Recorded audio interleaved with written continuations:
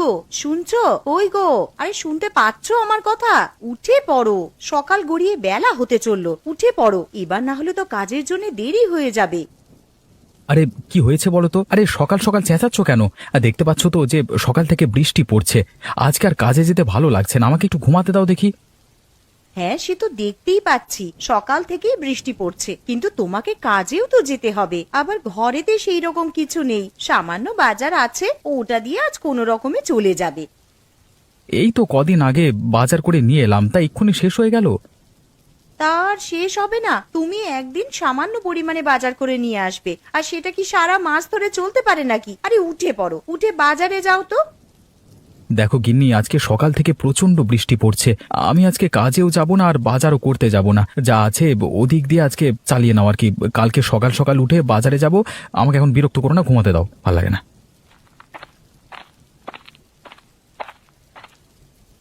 মা, ও মা, আমার প্রচন্ড খিদে পেয়েছে, কিছু খেতে দাও। এই তো সোনা, রান্নাঘরে কয়েকটা আলু ছিল, তাই দিয়ে আলু তরকারি রান্না করতে বসে এসেছি। আর কিছুক্ষণ অপেক্ষা কর, তরকারি হয়ে গেলেই খেতে দিচ্ছি তোমাকে, কেমন? ঠিক আছে মা, তাহলে রান্নাঘরে গিয়ে বসে অপেক্ষা করি, তরকারি হলেই খেয়ে নেব। হ্যাঁ সোনা, তুই যা, গিয়ে আগে হাত পা ধুয়ে নে, তারপর রান্নাঘরে খেতে আসবি।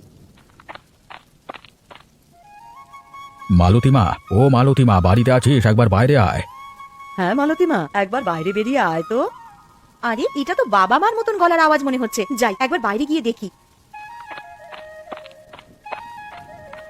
আরে তোমরা হঠাৎ করে আমাদের বাড়িতে চলে এলে, আবার এই ঝড় বৃষ্টির দিনে?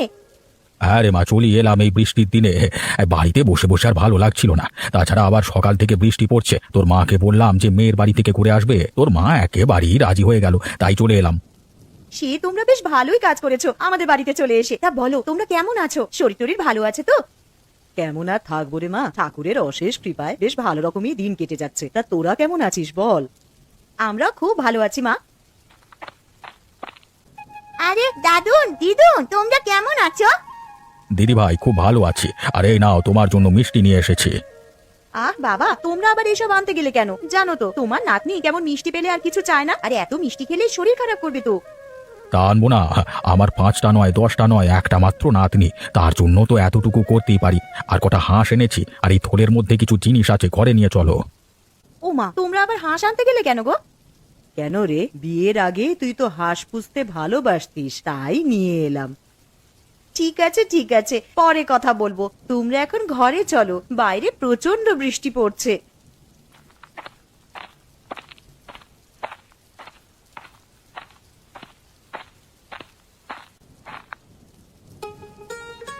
বাবা, ও বাবা, ওঠো গো, একটা সুখবর আছে। আবার কি হলো রে মা? আমাকে কি তোরা একটু শান্তিতে ঘুমাতে দিবি না? আরে একদিন একটু কাজে ছুটি নিলাম, তাও দেখছি আরামে ঘুমাতে পারবো না। তা বল কি হয়েছে? বাবা জানো, আজ দাদু আর দিদুন আমাদের বাড়িতে এসেছে। হ্যাঁ, সে কি রে? তা কখন এলো? এই তো বাবা, তুমি যখন ঘুমিয়েছিলে তখনই দাদু আর দিদুন আমাদের বাড়িতে এসেছে। দাদু আর দিদুন ওই ঘরে বসে আছে। একে বৃষ্টির জন্য কাজে যেতে পারিনি, পকেটে সেরকম পয়সা নেই, আবার শ্বশুর শাশুড়ি চলে এলো, এখন দেখছি পকেটে যেটুকু টাকা ছিল সেই সমস্ত টাকাই ফাঁকা। বাবা, তুমি ওই ঘরে যাবে? আমি চলে গেলাম, তুমি এসো। হ্যাঁ রে, চল মা।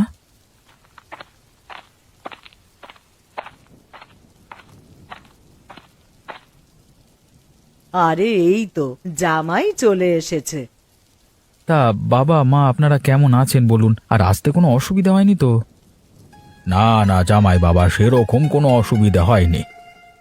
তা আপনারা যখন আমাদের বাড়িতে চলে এসেছেন, 1 সপ্তাহ না কাটিয়ে যেতে দেব না, কিন্তু না হলে আমি কিন্তু ছাড়বো না। হ্যাঁ আচ্ছা বাবা, সে এখন দেখা যাবে।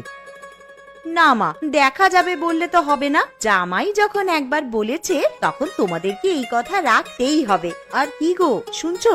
আর তুমি একবার রান্নাঘরে এসো তো, কিছু কথা আছে।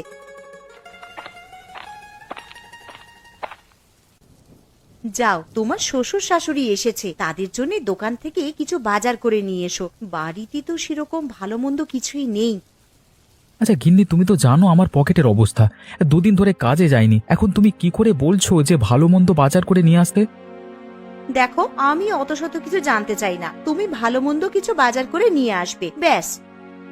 এখন যে আমি কি করি, হাতে দুটো পয়সা নেই যে ভালো মন্দ বাজার করব। কি গো, কি ভাবছো? আগের মাসে তোমার বোনেরা যখন এসেছিল তখন তো বেশ ভালো মন্দ বাজার করেছিলে, তখন তো আমি কিছু বলিনি। এখন আমার মা বাবা এসেছে আর ভালো মন্দ বাজার করবার মতন টাকা তোমার কাছে নেই। ঠিক আছে, তুমি বরং বাজারের ব্যাগটা আর ছাতাটা নিয়ে এসো, আমি বাজারের দিকে যাচ্ছি। এই নাও ছাতা আর ব্যাগ, তাড়াতাড়ি বাজারের দিকে যাও তো।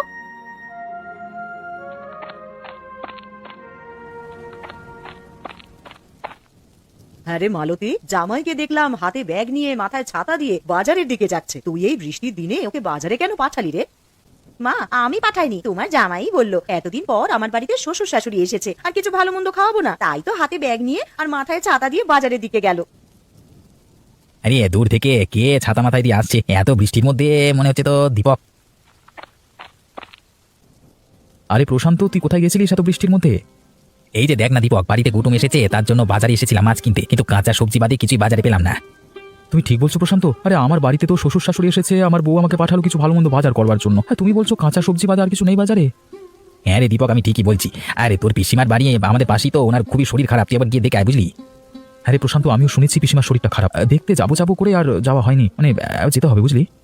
হ্যাঁ তুই যা, আর বাজারে তো ভালো মন্দ কিছু বসেনি, তুই একবার পিসিমার বাড়ি ঘুরে যা, বুঝলি? ঠিক আছে, আমি এখন আসছি, একবার বাজারে গিয়ে কাঁচা সবজি কিছু কিনি, তারপর পিসিমার বাড়িতে গিয়ে একবার পিসিমাকে দেখে আসবো। লোকটা কোথায় যে গেল? এত বেলা হয়ে গেল, ঘরেতে সেরকম কিছু ভালো মন্দ নেই যে রান্না করব। কি রে মা, কি এত চিন্তা করছিস? না মা, সেরকম কিছু নয়, আসলে বেলা হয়ে গেল তো, আর তোমার জামাইও তো সেই কখন বাজারে গেছে, এখনো বাড়িতে ফিরলো না, কি যে রান্না করব সেটাই ভাবছি। সে নিয়ে তুই অত চিন্তা করিস না, বাইরে এত বৃষ্টি পড়ছে দেখতেই তো পাচ্ছিস, হয়তো জামাই আমার বাজার করতে গিয়ে কোথাও আটকে গেছে এই বৃষ্টির জন্য।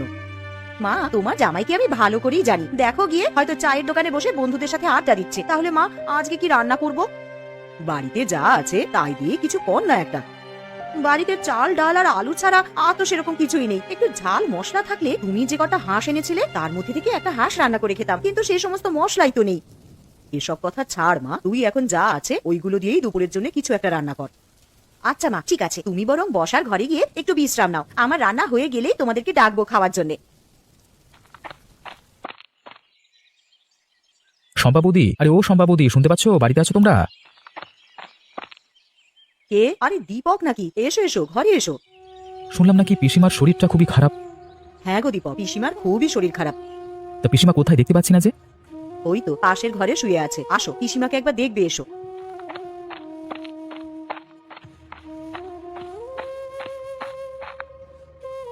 পিসিমা, ও পিসিমা, কেমন আছেন? কেমন আর থাকবো বাবা, উপরওয়ালা কবে যে আমাকে নিয়ে যাবে আমি সেইটার জন্যই শুধু অপেক্ষা করছি। এরকম কথা বলতে নেই পিসিমা। দেখো না দীপক, এই যেদিন থেকে শরীরটা একটু বেশি খারাপ হয়েছে সেদিন থেকে সমানে বলে যাচ্ছে যে কবে আমাকে নিয়ে যাবে ওপরওয়ালা। আচ্ছা বৌদি, দাদা তো শহরের বাইরে কাজে আছে, তা দাদাকে চিঠি পাঠিয়ে বলেছো যে পিসিমার শরীর খারাপ? হ্যাঁ দীপক, আমি কালকেই চিঠি পাঠিয়েছি, তবে তোমার দাদাকে ছুটি দেবে কিনা তা বলতে পারছি না। কেন ছুটি দেবে না? কর্মচারীদের ভালো মন্দ তো কোম্পানি দায়িত্ব নেবে, তাই না? আচ্ছা দীপক, একটা কথা বলবো, রাখবি? হ্যাঁ বলো পিসিমা। মরার আগে আমার একটা ইচ্ছে ছিল যে হাঁসের মাংস খাবো, তুই কি আমায় করে খাওয়াবি রে? অবশ্যই পিসিমা, খাওয়াবো না কেন? পিসিমা ভাইপোর কাছ থেকে এতটুকু আবদার করেছে, আর ভাইপো সেটা করবে না? আমি কালই তোমার জন্য হাঁসের মাংস রান্না করে নিয়ে আসবো। আচ্ছা দীপক, ঠিক আছে। তাহলে আজকের মতো আসি বৌদি। হ্যাঁ, বেলা গড়িয়ে দুপুর হয়ে গেল, এবার বাড়ির দিকে যেতে হবে। দুপুরে দুমুঠো খেয়ে গেলে হতো না?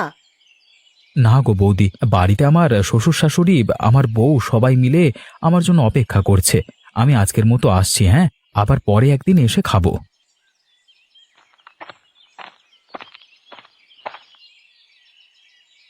কই গো গিন্নি, আমি চলে এসেছি, এই নাও বাজারের ব্যাগটা নাও।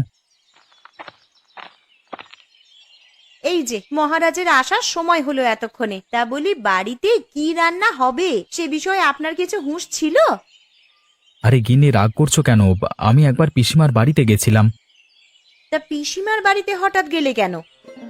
কি বলবো আর গিন্নি, বাজার করবার জন্য যখন ব্যাগ নিয়ে বাজারের দিকে যাচ্ছিলাম তখন প্রশান্তর সঙ্গে দেখা হলো। আর প্রশান্তই বলল যে তোর পিসিমা নাকি খুবই অসুস্থ, তাই একবার গেছিলাম ওনাদের বাড়ি আর কি। তা গিয়ে কি দেখলে ভালো আছে পিসিমা? দেখে তো মনে হলো শরীর প্রচন্ডই খারাপ, আর পিসিমা আমার কাছে একটা আবদার চেয়েছে। পিসিমা আবার কি আবদার করেছে গো তোমার কাছে? বলেছে যে আমাকে একদিন হাঁসের মাংস করে খাওয়াবি। আমি বলেছি কেন খাওয়াবো না। ঠিক আছে, তাহলে আমার মা যে কটা হাঁস এনেছে তার মধ্যে থেকে একটা কেটে রান্না করে পিসিমাকে দিয়ে আসবে। তা কবে পিসিমাকে করে খাওয়াবে হাঁসের মাংস? কাল কি করে খাওয়াবো, কারণ শয্যাশায়ী মানুষ আমার কাছে আবদার করেছে, না খাওয়াতে পারলে আমারই খারাপ লাগবে। তাহলে আজ রাতেই বরং হাঁসের মাংস রান্না করে রাখি, কাল সকাল সকাল উঠে তুমি পিসিমার বাড়িতে গিয়ে দিয়ে আসবে। ঠিক আছে গিন্নি, সে না হয় করবো। তুমি এখন আমাকে গামছাটা দাও তো, আমি এখন স্নান করে আসি, এসে খেতে দেবে। খিদের জ্বালায় পেটে ছুঁচো ডন দিচ্ছে আমার। এই নাও গামছা, তুমি স্নান করে এসো, আমি খেতে দিচ্ছি।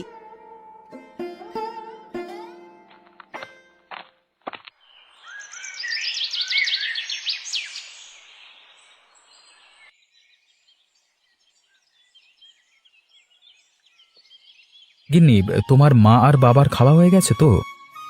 হ্যাঁ গো, মা বাবার খাওয়া হয়ে গেছে, আর মেয়েটারও খাওয়া হয়ে গেছে। ওরা তিনজনে মিলে এখন ঘুমাচ্ছে। দীপক, আরে ও দীপক, আছিস নাকি বাবা ঘরে? আরে দেখো, তোমার নাম ধরে কে যেন বাইরে থেকে ডাকছে মনে হচ্ছে। আরে হ্যাঁ তো, এটা তো পিসিমার গলার স্বর বলে মনে হচ্ছে, কিন্তু উনি তো শয্যাশায়ী, উনি আমার বাড়িতে কি করে আসবেন? কিন্তু এটা তো পিসিমার গলার আওয়াজই মনে হচ্ছে গো। আচ্ছা চলো বাইরে গিয়েই দেখি। আরে পিসিমা, তুমি এখানে কি করে এলে? আরে তোমার তো প্রচন্ড শরীর খারাপ, তুমি তো দাঁড়াতে পর্যন্ত পারো না। আরে আমি পুরো সুস্থ হয়ে গেছি রে। কিন্তু আমি দুপুরবেলায় গিয়ে তো দেখলাম তুমি বিছানায় শুয়ে আছো, তো এখন কি করে ভালো হয়ে গেলে? সবই উপরওয়ালার ইচ্ছা রে বাবা। তা তুমি আমাদের বাড়িতে এলে বৌদি কিছু বলেনি তোমার? না না, কিছু বলেনি আমায়। তোমার বৌদি শুধু বলল যে সাবধানে যাবেন, আর দীপক হাঁসের মাংস খাওয়াবে বলল, তাই আর লোভ সামলাতে না পেরে চলেই এলাম। তা আপনার ভাইপো তো কালকেই আপনার বাড়িতে মাংস রান্না করে দিয়ে আসতো। কালকে যদি আমি আর না থাকি তাহলে তো আমার আর শেষ আশা পূর্ণ হবে না, তাই চলে এলাম আর কি।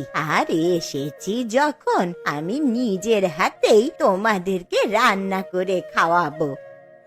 এ তো খুব ভালো খবর। তা পিসিমা, তুমি রান্না করতে পারবে তো? কেন পারবো না রে, মালতী তো আছে, ও আমাকে একটু সাহায্য করে দেবে। চলুন পিসিমা, তাহলে রান্নাঘরের দিকে যাই। আপনি আর আমি মিলে হাতে হাত লাগিয়ে হাঁসের মাংসটা করে নিই বরং। হ্যাঁ বৌমা, চলো।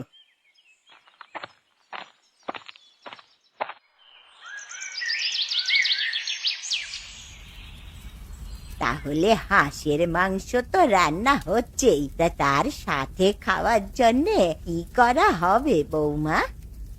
কি আর করবেন পিসিমা, তাহলে রুটিটাই বানানো যাক। হাঁসের মাংসের সাথে বেশ ভালোই লাগবে খেতে। হ্যাঁ মা, তুই ঠিকই বলেছিস, হাঁসের মাংসের সাথে রুটিটা একদম জমে যাবে। কিন্তু পিসিমা, একটা অসুবিধা আছে। কি অসুবিধা বৌমা? আসলে আপনার ভাইপো হাঁসের মাংস খায় না।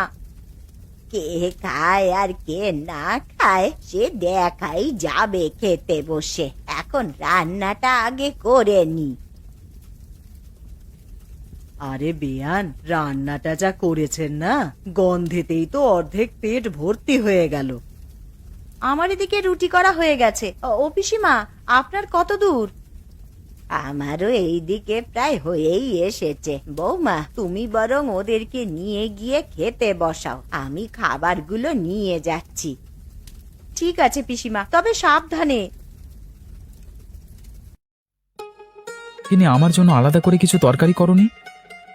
না, তোর জন্যে আর কিছু আলাদা করে করা হয়নি। হাঁসের মাংসের ঝোল দিয়েছি, ওই দিয়েই রুটিটা খা।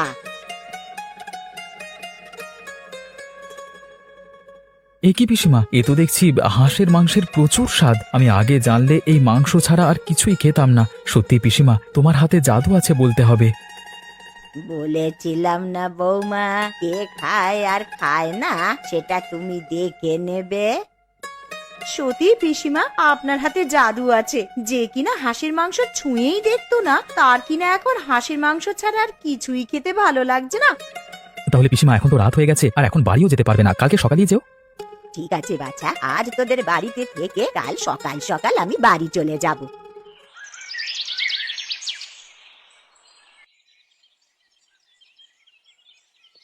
ও বাবা, চোখটা বন্ধ করতে না করতেই ভোর হয়ে গেল। কখন যে রাতটা কেটে গেল টেরই পেলাম না। যাই, এবার এটো বাসনগুলো আবার নিজে রাখি। আবার ওদিকে পিসিমাও আছে, তার জন্য একটু জল খাবারও করে দিতে হবে। তানিশা, ও তানিশা, তোর পিসিকে ডেকে তোল না রে। মা, ও মা, পিসি তো আমার কাছে শুয়ে নেই। কি বলছিস? বিছানায় নেই মানে? আরে তোর পাশেই তো শুয়েছিলেন। আরে বাইরে গিয়ে দেখ আছে নাকি। বাইরে কি করে যাব মা? ঘরের দরজা তো ভেতর থেকে আটকানো। তাহলে তানিশা, তুই একবার বাইরে গিয়ে দেখে আয় তো পিসি আছেন কিনা।